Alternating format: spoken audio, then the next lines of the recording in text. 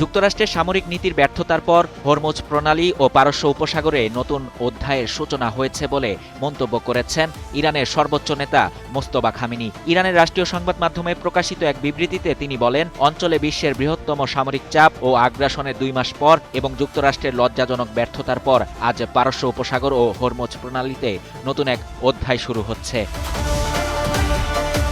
জাতীয় পারস্য উপসাগর দিবস উপলক্ষে ইরানের সরকারি বার্তা সংস্থা এ বক্তব্য প্রকাশ করে। দিবসটি ১৬২২ সালে পর্তুগিজ বাহিনীকে হরমুজ প্রণালী থেকে বিতাড়নের স্মরণে পালন করা হয়।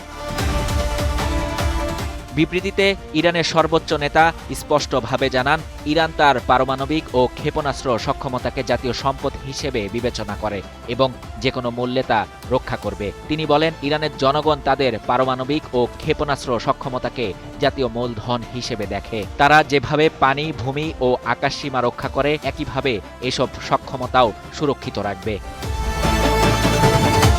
খামেনি মধ্যপ্রাচ্যে অস্থিতিশীলতার জন্য যুক্তরাষ্ট্রের সামরিক উপস্থিতিকেই দায়ী করেন। তার ভাষায়, পারস্য উপসাগরীয় অঞ্চলে মার্কিন উপস্থিতি ও তাদের ঘাঁটিগুলোই আঞ্চলিক নিরাপত্তাহীনতার প্রধান কারণ।